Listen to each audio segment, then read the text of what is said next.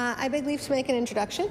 Yes, go ahead, please. In the gallery opposite is Maggie Archibald, and Maggie is the force behind this month.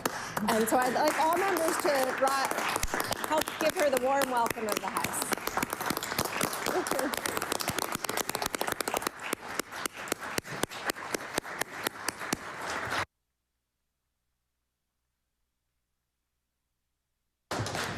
Welcome to the House. I recognize the honourable leader of the New Democratic Party. Thank you, Madam Speaker. So Maggie is no stranger to this place, and I remember driving on a highway in Cape Breton in a blizzard with my colleagues, and the member for Halifax Citadel-Sable Island saying, "We gotta call Maggie Archibald." And I said, "Are you kidding? Like, it's a whiteout and there's no service." And she said, "No, we said we'd call Maggie. She's gotta talk to us about this bill." So we called Maggie, and miraculously the cell service held and we didn't go off the road. And she shared with us some of the reasons that we have heard already tonight about why this bill is so important. And so I think it's really important to acknowledge that, and I want to thank you, Maggie, for doing that. But, you know, I think also there's a cautionary tale in this story. I think that Maggie and other advocates have had to move mountains to convince not just politicians, but the medical establishment that their pain is real. Mm-hmm.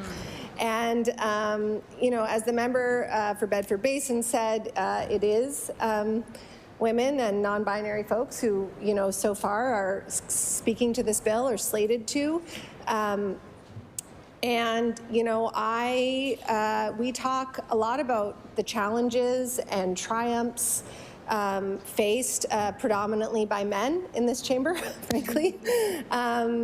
But I think it's also important that we acknowledge the pain and the silence that is so often experienced by women and non-binary folks in our society, and that can be physical pain in the case of endometriosis, or all kinds of other pain.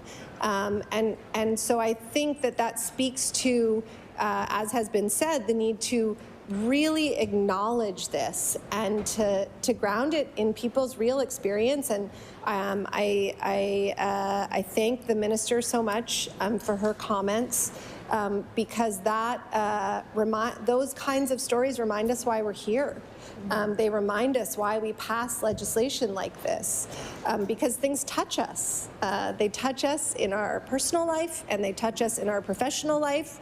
And occasionally, if our better angels are on the right side and the stars align, we can turn that into legislation that can help people. And I do believe that this can help people. I also have friends and family who have suffered with this disease, and let me tell you something. Every single person in this chamber has friends and family that have suffered with this disease. And so it's really important to think about that.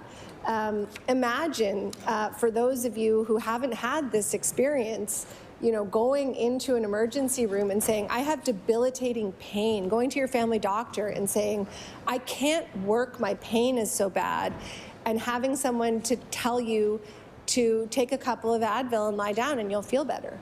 This is what routinely happens. I think we often talk, those of us who have given birth, about the pain of childbirth and the ways in which people who haven't had that experience don't understand that pain.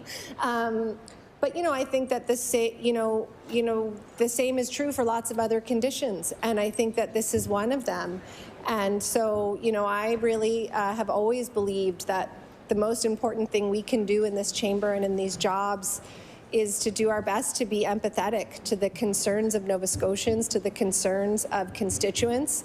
And so I think this bill is really a display of that empathy. And I think that, you know, what we're trying to do with this bill is to say to people who are experiencing this pain, who are challenged to find treatment, are challenged to be believed, we hear you, we see you, we believe you, we acknowledge your pain, we know that it's bad, and we will be a continuing part of the drive to ensure that everyone can get up-to-date, effective treatment for endometriosis. So thank you, Maggie. Thank you to the other members for supporting this bill. And with those few words, I'll take my seat.